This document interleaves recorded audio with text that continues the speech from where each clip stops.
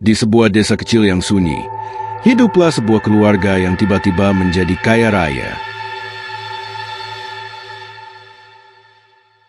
Suami bernama Wira, seorang pria yang dulunya hanyalah pekerja serabutan, kini memiliki rumah megah dan usaha yang berkembang pesat.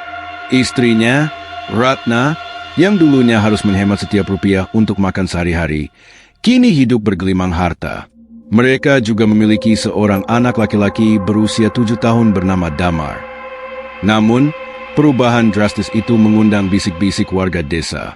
Bagaimana mungkin seorang pria miskin yang tidak memiliki keahlian khusus bisa menjadi kaya dalam waktu singkat? Desas-desus pun beredar bahwa Wira memelihara tuyul, makhluk gaib yang dikenal suka mencuri uang dari orang lain. Ratna sendiri awalnya tidak mengetahui rahasia suaminya. Dia hanya menikmati kenyamanan hidup tanpa bertanya terlalu jauh. Namun, lama-kelamaan, dia mulai curiga. Setiap malam, Wira selalu pergi ke kamar rahasia di bagian belakang rumah mereka. Terkadang, dia mendengar suara cekikikan kecil yang tidak berasal dari anaknya. Suatu malam, rasa penasarannya mencapai puncak. Ketika Wira sedang tertidur lelap, Ratna diam-diam membuka kamar rahasia itu. Di dalamnya, dia melihat sesuatu yang membuat darahnya membeku. Seekor makhluk kecil, botak, dan bermata merah sedang duduk sambil menggenggam segumpal uang. Tuyul itu menoleh kepadanya, menyeringai lebar, lalu menghilang dalam sekejap. Ratna mundur ketakutan, lalu berlari kembali ke kamar. Malam itu, dia tidak bisa tidur. Keesokan harinya, Ratna mendesak Wira untuk menjelaskan semuanya. Awalnya, Wira mengelak, tetapi akhirnya dia mengaku. Dia memang memelihara tuyul, dan kekayaan mereka berasal dari makhluk itu. Namun, ada satu syarat yang harus dipenuhi. Setiap 5 tahun sekali, harus ada tumbal manusia sebagai gantinya. Ratna terkejut bukan main.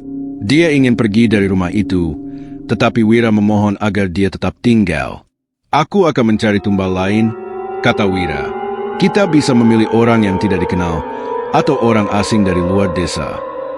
Namun, semakin mendekati tenggat waktu 5 tahun, Ratna merasa sesuatu yang aneh mulai terjadi. Dia sering bermimpi buruk tentang makhluk itu, dan tubuhnya mulai terasa lemas tanpa sebab. Dia pun mendatangi seorang dukun tua di desa untuk meminta nasihat. Sang dukun mengerutkan kening setelah mendengar ceritanya. "Kamu harus segera pergi dari rumah itu," katanya. "Jika suamimu tidak mau berhenti, maka akan ada akibat yang lebih besar." Namun, Ratna tidak bisa pergi begitu saja. Anak mereka, Damar, masih kecil dan terlalu lekat dengan ayahnya. Dia mencoba membujuk Wira sekali lagi untuk berhenti, tetapi Wira hanya marah. "Aku sudah terlalu dalam," bentaknya. "Jika aku berhenti sekarang, kita akan kehilangan semuanya." Tenggat waktu semakin dekat, Wira menjadi semakin gelisah. Tuyul itu sering muncul dalam wujud yang semakin menyeramkan, menuntut tumbal yang telah dijanjikan. Suatu malam, Ratna terbangun karena suara langkah kaki di kamarnya. Saat dia membuka mata, Wira berdiri di samping tempat tidur dengan tatapan kosong. Tiba-tiba, dia merasakan sesuatu yang dingin menyentuh lehernya. Sebilah pisau. Ratna ingin berteriak, tetapi mulutnya dibekap. Dengan cepat, semuanya menjadi gelap. Keesokan harinya, tubuh Ratna ditemukan di sungai yang tak jauh dari desa. Orang-orang geger. Wira menangis di hadapan warga, mengaku bahwa istrinya tenggelam karena terpeleset. Tidak ada yang tahu kebenaran di baliknya, kecuali Wira sendiri. Dan tentunya, tuyul yang kini tersenyum puas. Sejak saat itu, Wira tetap kaya, tetapi rumahnya terasa semakin suram.